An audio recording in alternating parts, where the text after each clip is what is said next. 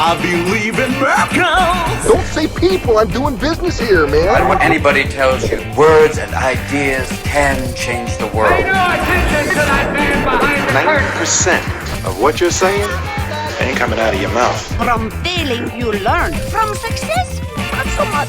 Keep moving forward. Welcome to the Small Business Miracles Podcast. I'm Jeff Randolph. This small business podcast is brought to you by EAG Advertising and Marketing. We are going to talk about marketing, and we're also here to celebrate entrepreneurs. We have marketing news and advice that business owners can use to keep moving forward. This week, we get to sit down with Ben Davis. He is the host of the Untrapped Entrepreneur podcast and founder, president, and chairman of the board for the Gents Place. We'll hear from him right after this marketing tip. For today's marketing tip, we are continuing our series on how to prioritize your marketing. Let's talk about measuring your progress and best practices, because that will help us prioritize, because we're testing something very quickly, moving on to the next tactic. But before that, we really need to understand measurement and best practices. So we're always testing to get the best response, and we're trying to fail fast. If something doesn't work and we have a limited budget, let's not spend several months figuring out that this tactic just doesn't work for us, even though we think it should. If it doesn't work, get out of it fast. Fail fast so we can move on to a different tactic or a different mix of tactics that we think will work for our business and our unique competitive set, unique market, unique everything. Here's the thing, though. If we're measuring and we're deciding what isn't working, we have to have a handle on what the best practices are. We need to make sure we're doing it right and that we know what a good result is for that tactic. First, let's look at doing it right. Take a billboard ad. When you see a billboard, you have 7 words max as a rule of thumb. People are supposed to be concentrating on driving at 70 miles an hour while they're driving. And your billboard message needs to be brief and high level. But I've seen billboards with paragraphs of text or way too many competing images. If you load that billboard up with a million things and nobody can even find the logo to know who to call, you're not doing it right. So you can't then say, well, we tried billboards and they didn't work for us. So you have to understand the best practices of the creative in the channel, but you also have to understand how to measure that tactic. A billboard is going to give you awareness more than direct response, but that awareness improves the rate at which your response happens. It's like the tide that lifts all boats, right? Any of those awareness pieces generally improve the results of your other tactics that are more digital, so paid search ad or SEO or something else. It helps people look at something and go, oh yeah, I recognize that name. So billboards, if we dive into that example for a little longer, billboards act as a support media, and a lot of times they'll help other tactics perform better over time. Billboards don't work just the one time when someone drives past it and we look at how many cell phone calls you get from that. The repetition helps people remember who you are and that top-line message that you have or that top-line image. Measuring whether or not a billboard works for you is a very different animal and a set of measurements than just how many cell phone calls did we get when they were driving past while they were actively looking at that billboard. So we need to make sure we're doing it right, and we need to know what a good result is for that tactic. After that, we can look at the budget we've spent and that's relative to the other tactics and see if one is giving us a better result for the investment. Then we can make that choice. But first, we have to make sure we know whether a 1% conversion rate is good in this channel or if it's terrible. A 1% conversion of everyone who saw my TV ad may be great because hundreds of thousands of people saw that ad. But a 1% conversion of my sales calls may be terrible because I may see 100 sales prospects every year, and only closing the one to get a 1% response may be totally unacceptable. So, measuring your progress, understanding what's working for you so we can prioritize your marketing, that's today's marketing tip.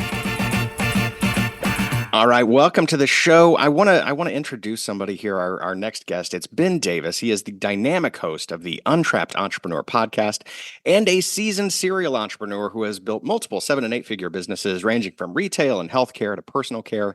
He's attracted world-class investors to his companies, including Dallas Cowboys owner Jerry Jones and Hall of Famer Emmitt Smith. Through his podcast, Ben creates a space for authentic conversation and learning, shedding light on the less talked about aspects of entrepreneurship. and inviting listeners to explore the true essence of being an entrepreneur. He's also the founder, president, and chairman of the board of the Gents Place. Please welcome Ben Davis to the show. Ben.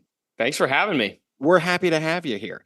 I want to, so again, we're happy to have you here because I think your background is going to speak volumes to everybody here. I want to talk about that podcast first, though. Untrapped, the Untrapped Entrepreneur podcast. You talk with seasoned business owners about the traps that lie on every entrepreneurial journey and how to escape them.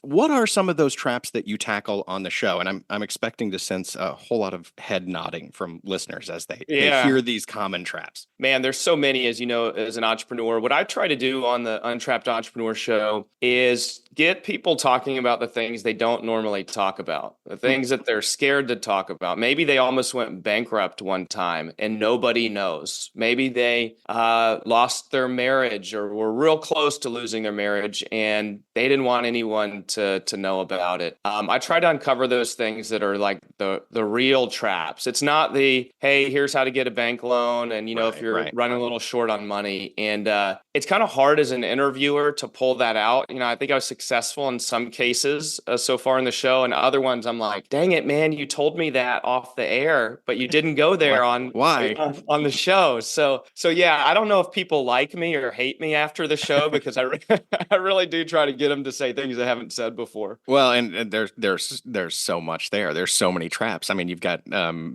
content for days on this one. Let's keep talking about the podcast though, because you took your second season in a very different direction, and I think that it's great. You're focused on marriage and business. You threw that out there, in your description of the other traps of like, you're married, you've got a family, you've got other things to think about. You're talking about the role of your spouse in the business and everything that they bring to the table, but also the boundaries that you need to set up to keep things very happy and to keep you centered as a couple first and foremost. Describe what you're trying to do in that season 2 topic. Yeah. So when you're an entrepreneur, you have a significant other in most cases, whether it's, someone that you're married to or girlfriend or boyfriend. But what I realize is that everybody has this unique relationship with in this case, season 2 was you're actually married with your spouse. Some of these relationships were my spouse and I work the business together all day, every day, and we've been doing it for 10 or 15 years. Others is like polar opposite. Like she doesn't even know what I do. Yeah. And there's like everything in between. And so I was just fascinated with you're married, and my wife and I have been together since we were 16 years old. You're married running a business. Like, how do you guys make that work? And I specifically interviewed people who had not been divorced. Right. Which is, it's like there's nothing against being divorced, but I wanted to interview someone that were like, you made it work. You made the business work. You made marriage work. And so I think what you'll find in season 2 is just, it's kind of looking at the same, it's not an issue. It's just a reality, the same reality of being married and owning your business from like a 360-degree view. And there were some opposing views from show to show. Like I tell my spouse everything to I tell my spouse only what he or she needs to know. Right. And your own story comes out as part of this season. And I've enjoyed listening to that as well, where you've had to fire your spouse. Like that was a moment. That was a thing that happened. And yet you're still, 1, alive, 2, thriving, and you're still going strong. So man, I hope that topic comes up on every podcast I'm on, that I fired my wife. Yes. I just, I don't know if she would enjoy that, but we both get a laugh out of it now. It wasn't fun at the time, but there comes like a day of reckoning when you work with your spouse on, is this going to work in the future? And I don't know, just based on people I've interviewed, I don't know if there's any perfect situation that has avoided that. But our day of reckoning was, this is not sustainable the way we're doing it, and we have to restructure. And we did. We restructured, we reorganized, and then we kind of separated it into lanes, and we can't report into each other. So if there's any hierarchy there, it's just not going to work. So that was our solution, is like, stay in your lane. We can give each other feedback, but don't tell me what to do. My wife's favorite phrase in life is, don't tell me what to do. I understand that. I get it. No, it looked like you had such good boundaries boundary setting and good communication at the heart of all of that. And if you can make that work, it's the best. Have there been any like unexpected lessons or new revelations as part of this season and all of its interviews? There's been a lot. One of the episodes with Marshall Morris really hit home with me because it was something I shared. We're both married, both have kids, and he has a family motto or kind of a family phrase or family values. And it was like, never give up, persistence wins, finish well, something like that, where it was just a solid set of words for his family to live by, for he and his wife and his family. And for us, it was, we take winning shots. Like I tell my kids that. I'm a big basketball fan, but we take winning shots. Like we're not afraid to have 3 seconds on the clock and everybody on the team is looking around going, who's going to shoot it? And it's like, I'll shoot it. Yeah, I got it. I'll go on the harsh edge of reality. And if I make it, I get some of the glory. And if I miss it, I can handle it. It's a lesson learned. Yeah. Yeah. And I think whether it's being married or married with kids, having some sort of foundation there for you to go back to. So that was one of the things that hit home with me. There's a ton of lessons out there in terms of communication. And, another one, I think it was Chris Royalty. He said, in business, when nothing is said, things are usually going great. It's like, oh, hey, Jeff, how are things going? Oh, good. Okay, awesome. But he said in marriage, it's the exact opposite. Being married and running a business, it's like if nothing's being said, something's probably wrong. So that's pretty insightful. There's something stewing under there that needs to come up. And I don't know. If everything's fine, it's probably not fine. That's right. Absolutely. And winners want the ball at the end of the game, right? When the game's on the line, winners want the ball. You're a true serial entrepreneur. In addition to the Gents Place in the podcast, you're a principal for USA Gloves. You're a brand owner for Rascal and Cliff Supply in the men's personal care industry. Co-founder of Servant Health and Operation Gentleman. You're doing amazing things with homeless and veterans. When you manage your time across all of these different ventures, how do you define what gets your attention? Is it whatever's on fire or struggling, or do you have a system to give attention to each of these things, as needed? Definitely a system. Many years ago, I set up, and I'm religious about it, either weekly or bi-weekly meetings, calls, just touch bases, even if there is nothing planned to talk about. We talk 2 days before ad hoc, but our weekly meeting is coming up on Wednesday. I always keep those meetings, very, very few exceptions. And so sometimes the call's really short when I'm checking in with a manager, a business partner, an investor, as a board member to a CEO. I keep that call. So, and the beautiful thing is when you keep a cadence like that and there's nothing about to talk about in business, you end up talking about life. Right. And that's valuable, right? It's like, okay, business is great. Hey man, how's your kid? I have two kids that have had major health issues. My middle son has had 4 open heart surgeries. Looks like we just got news he may have to have another. But just connecting with people as humans, when you set that time out, it tells them you're important. My time, is important. I know your time is important. And I think that's the magic of it. If you're constantly just reactive, it's really difficult to manage multiple things at once. Yeah, and tough to be getting into that proactive mindset. So all of the work downstream seems to get jumbled up, and you're always reacting instead of planning for the future.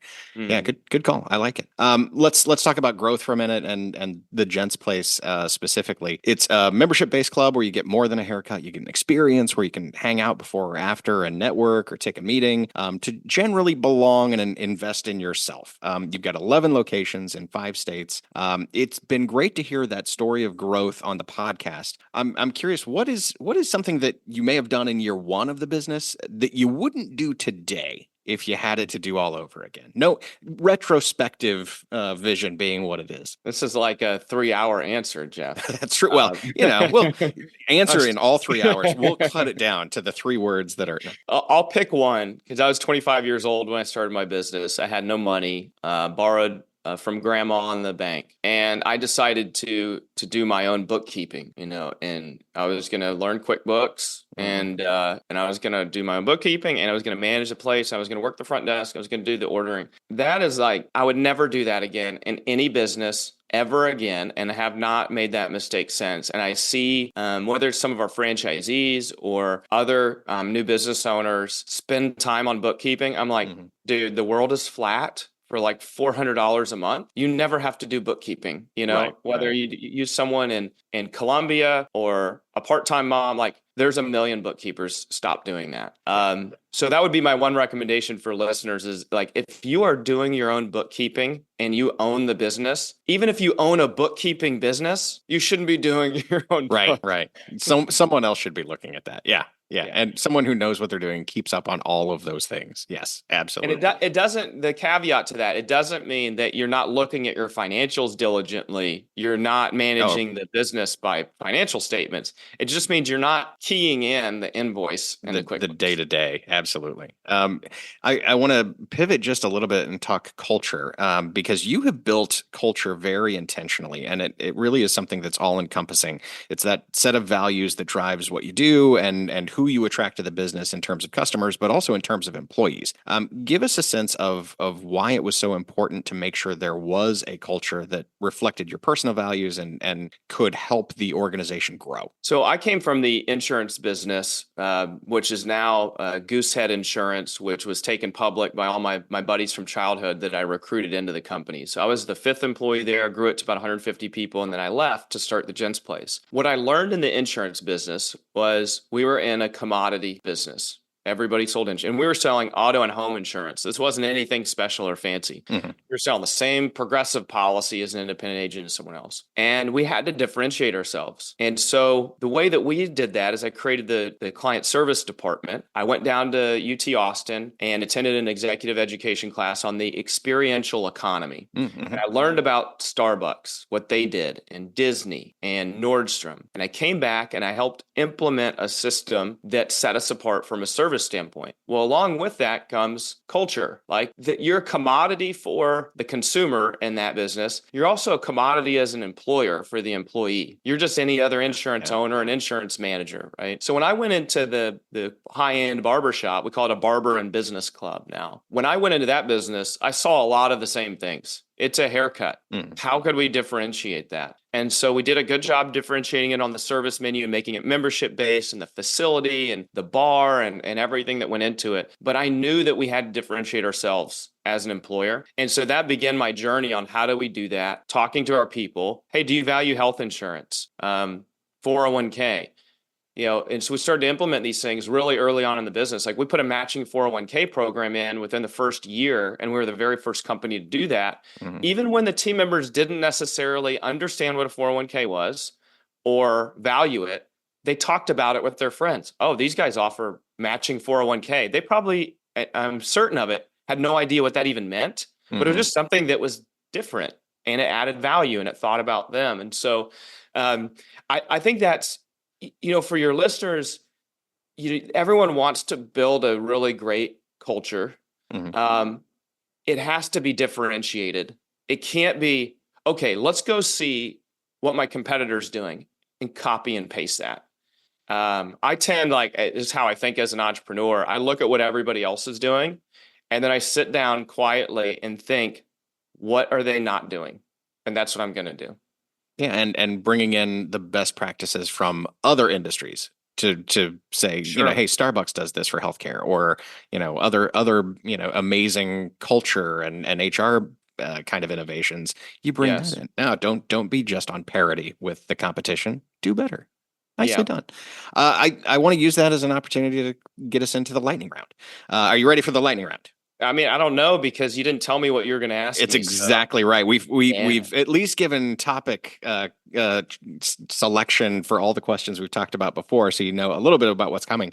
Now you don't. I'm going to come from a place of confidence, Jeff, and say, yes, I am ready. That's the way to do it. Even though I'm really scared. Shorter soundbite answers. I'm gonna do this.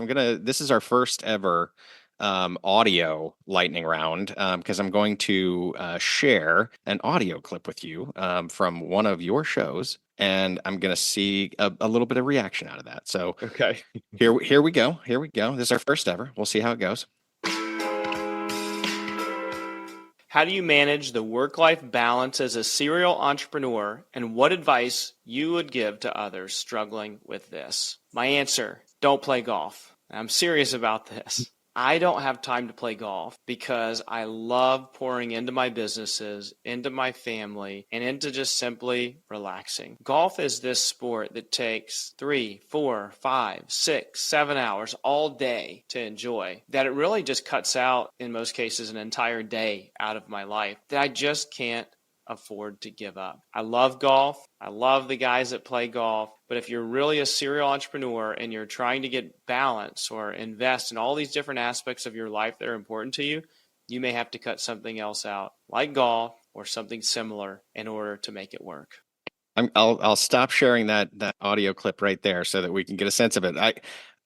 First, there's a lot to unpack there. Why do you hate golf so much? I feel like Why is this? I feel like the PGA is going to come after me after that.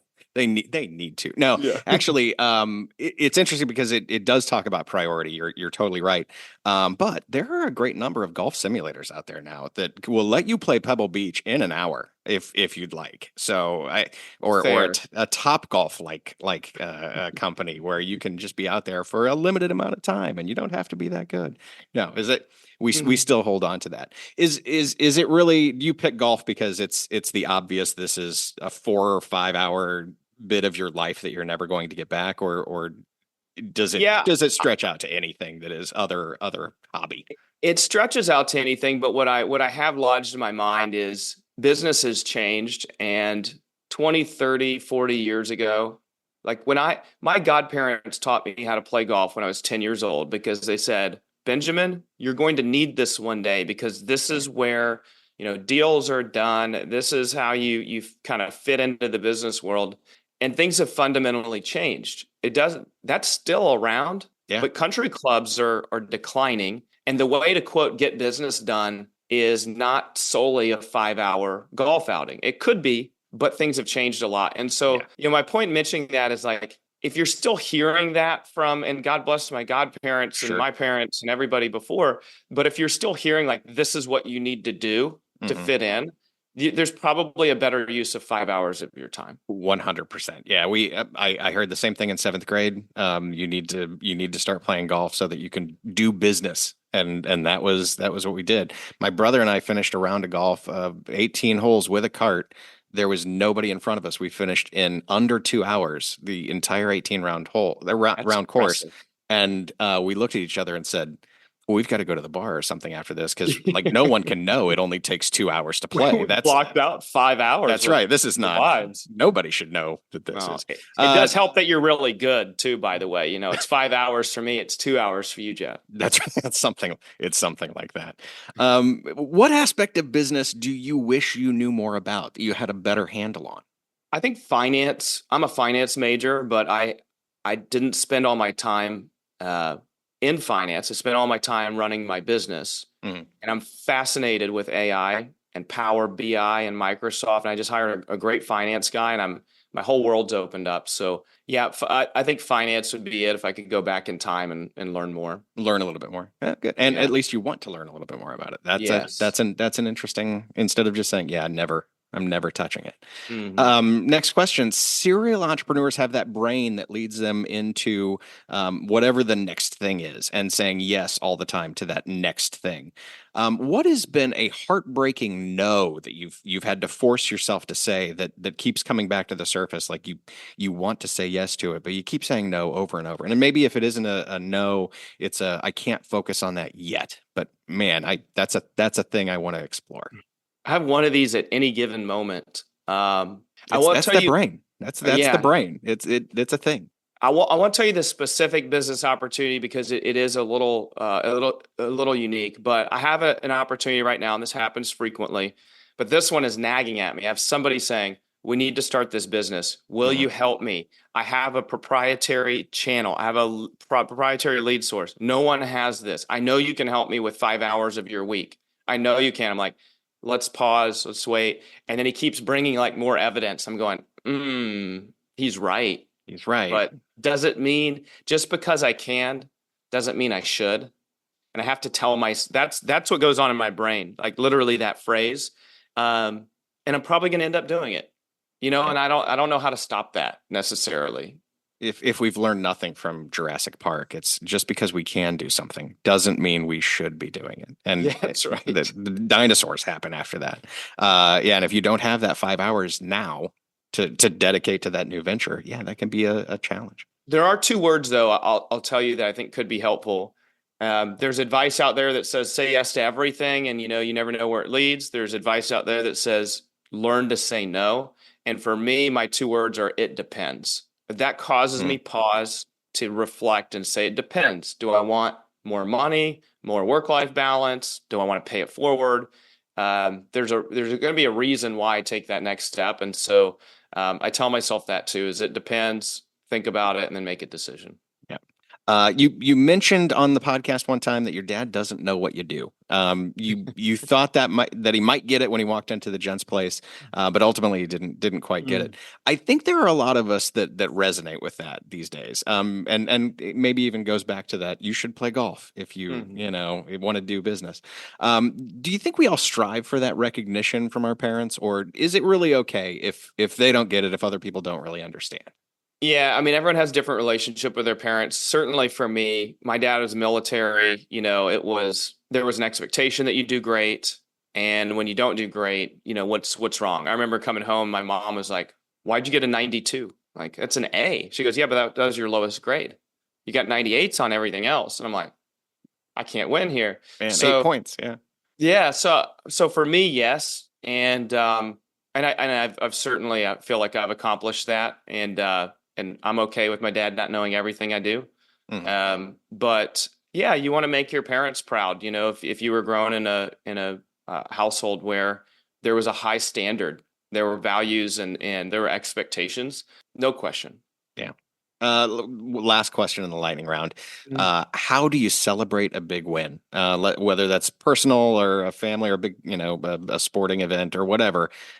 How do you celebrate once that's done? I was going to tell you popping bottles, but I don't drink alcohol. So, that's probably wish I could do that or wanted to. I always picture Mark Cuban with a cigar in his mouth in 2011 Dallas Mavs win. Yep. For me, I don't. It's different now as I've gotten older, and I know this is lightning round, but I'll give you a little perspective on this. Before it was about showing people I won. I got this. I'm going to go to the newspaper. I'm going to go online and I'm going to let everybody know what happened. David Van Noy in my season 2 show said, you don't need to dunk on everybody, but sometimes when you have a competitor that challenges you, they need to be dunked on sometimes. And so that's how I think where I was early on in my entrepreneurial journey. If I could dunk on somebody, I would. Now I try to take that win and turn it into some sort of contribution. And I'll still put that out there because I want people to know when you win, you're doing it for a purpose. And so I have on my LinkedIn profile, I make money to make a positive difference. So that's my humble brag is when I win. It's like, oh yeah, we're going to donate some extra meals to a homeless veteran because we got this win, or we're going to go out and put some money into a scholarship fund. It just makes me feel good. And then I like putting that out there so other people might do the same thing and not buy the Lambo, they go and do something a little bit different. Yeah, I think that may give you a much better sense of accomplishment and good feeling than, popping bottles. That's a win. Ben Davis, host of the Untrapped Entrepreneur podcast. Where can people find you if they're ready to, learn more? Yeah, so easiest place is most of my handles, if not all, are Untrapped Pod, P-O-D, on X, LinkedIn, Facebook, Instagram. So go follow me there or just go to untrapped.com. All right. And Ben, thank you for being with us today on the podcast. Appreciate you being here. Jeff, thanks so much. And that is our show. Thanks to our guest, Ben Davis, and thank you for listening to the Small Business Miracles podcast. Remember to subscribe, leave us a 5-star rating and review, drop us a line on the website at eagadv.com if you have any thoughts. And until then, we'll be out here helping entrepreneurs with another Small Business Miracle.